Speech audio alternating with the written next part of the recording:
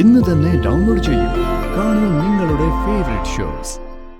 അത് മഹാപാപായി പോവും. അത് വേണ്ട കരുതേ. തൽക്കാലം ഞാൻ അടിച്ചിറക്കുന്നില്ല. ദിവസവും ഈ നെഞ്ചുവേദനയും നടുവേദനയും എന്നൊക്കെ പറഞ്ഞു നടന്നാലേ എനിക്കത് ചെയ്യേണ്ടി വരും. അവള് ഞങ്ങളുടെ മോളാ. മരുമക്കളെ മക്കളായി കാണുന്ന ചന്ദ്രികാമ്മയ്ക്ക് ഈ ഗതി വന്നല്ലോന്ന് ഓർക്കുമ്പോ ഉള്ളിലൊരു സങ്കടം. സൂക്ഷിക്കണേ ചന്ദ്രികാമ്മേ. ഡോക്ടർ പറഞ്ഞ ടെസ്റ്റുകളൊക്കെ വൈകാതെ ചെയ്യണം. പണത്തിന്റെ കാര്യത്തില് വിഷമിക്കണ്ട. ഞാൻ പണിയെടുത്തുണ്ടാക്കിയ കുറച്ച് പൈസ സൂക്ഷിച്ചു വച്ചിട്ടുണ്ട്. പെട്ടെന്ന് എനിക്കൊരു ആപത്ത് വന്നാൽ ആരെയും ബുദ്ധിമുട്ടിക്കണ്ടല്ലോ എന്ന് കരുതി സൂക്ഷിച്ചു വച്ചേക്കുന്നതാ. അതെടുക്കാം. ജഗത എങ്ങനെ പറഞ്ഞല്ലോ, അത് മതി. മനസ്സ് നിറഞ്ഞു. പണമൊക്കെ മാധവേട്ടന്റെ കയ്യിലുണ്ടാവും. ശരി, ഞാൻ അങ്ങോട്ട് പോട്ടെ. സൂക്ഷിക്കണേ.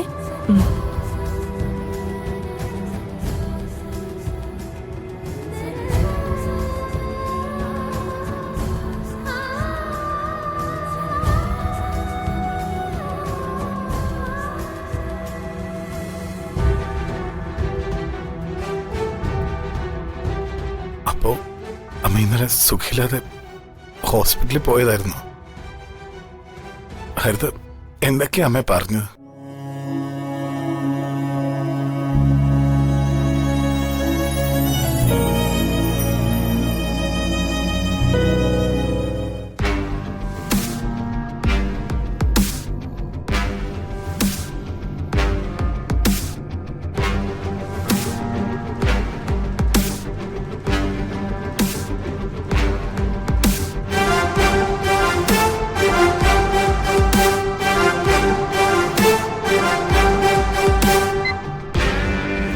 നിന്നോടാരെ AC ഓഫാക്കാൻ പറഞ്ഞ?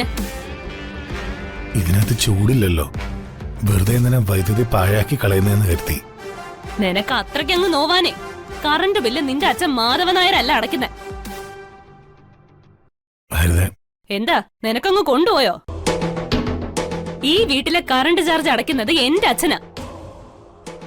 എന്റെ ഇഷ്ടം പോലെ ഞാൻ അത് ഉപയോഗിക്കും.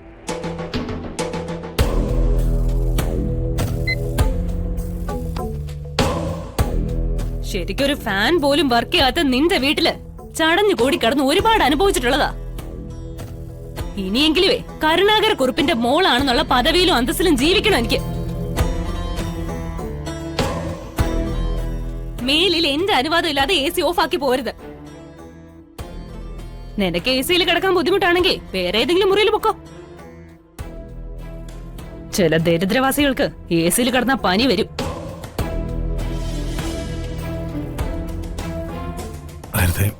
എനിക്കൊരു കാര്യം പറയാനുണ്ട്.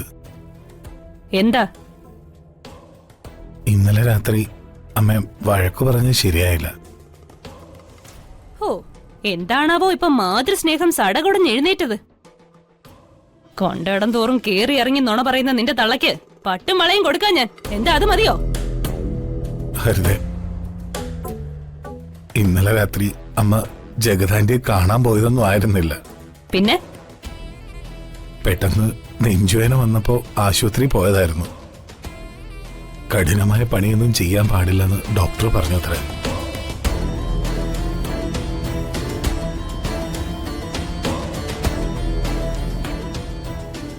ഇനി അമ്മയെ കൊണ്ട് കഠിനമായ പണിയൊന്നും ചെയ്യിക്കരുത്. പരമാവധി വിശ്രമം കൊടുക്കണം. നിന്റെ കഥ കൊള്ളാം. അമ്മ ആശുപത്രിയിൽ പോയതാണത്രേ.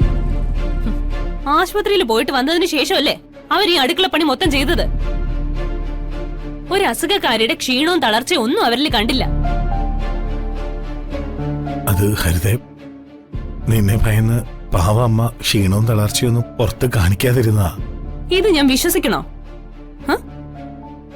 നിന്റെ അമ്മയ്ക്ക് ഒരു കുഴപ്പമില്ല. അവരൊരു കുഴപ്പമില്ലാതെ നന്നായിട്ട് പണിയെടുക്കുന്നുണ്ട്. നീ കേറി ഇടങ്കോലിടാൻ നിക്കരുത്. മനോജ്, നിന്റെ അമ്മയ്ക്ക് അസുഖമാണെന്ന് പറഞ്ഞത് സത്യമാണോ? സത്യമാ. അമ്മ അമ്മയ്ക്ക് പണ്ടേ ഇടയ്ക്കിടയ്ക്ക് നെഞ്ചുവേന വരാറുണ്ട്. എനിക്ക് സൂക്ഷിക്കണമല്ലോ. സൂക്ഷിക്കണം.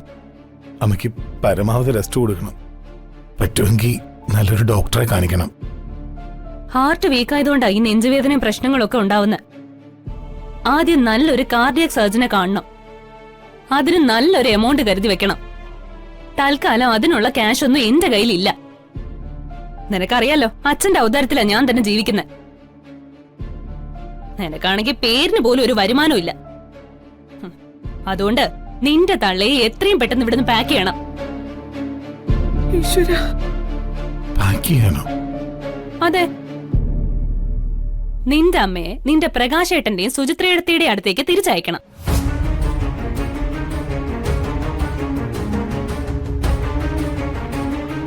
അരുതേ, അതൊന്നും ശരിയാവില്ല. അച്ഛന്റെ ചെലവ് നോക്കുന്നതിന്റെ കണക്ക് കൂട്ടുന്ന പ്രകാശേട്ടന്റെ അടുത്തേക്ക് അമ്മയെ കൂടി അയച്ച ഏട്ടൻ രണ്ടുപേരെ കൂടെ തല്ലി തെരുവിലിറക്കും. അത് മഹാപാപായി പോവും.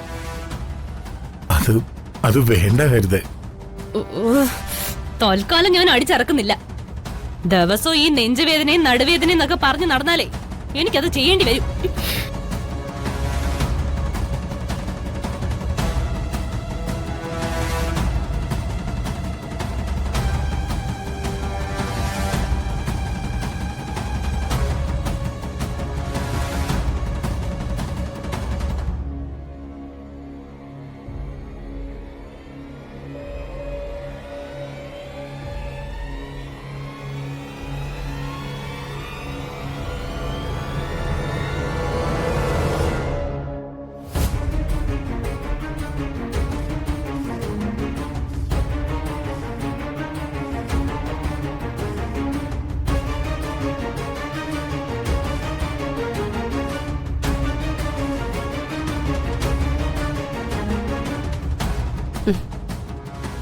എന്താ മോളെ മുഖത്തൊരു വിഷമം?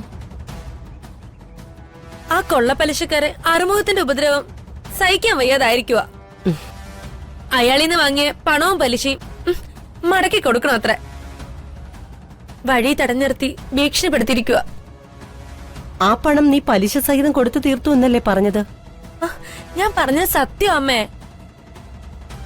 മുതലും അയാള് ചോദിച്ച കൊള്ളപ്പലിശയും കുടിശ്ശികയില്ലാതെ ഞാൻ കൊടുത്തു തീർത്തതാ.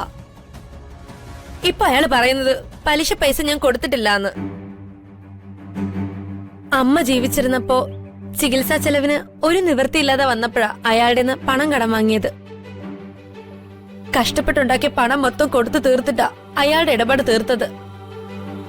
ഇതിപ്പോ അമ്മയും ജീവിച്ചിരിപ്പില്ല, കടക്കാരന്റെ വൃത്തിയിട്ട രീതിയിലുള്ള ഭീഷണി. മാനത്തെ കൊട്ടാ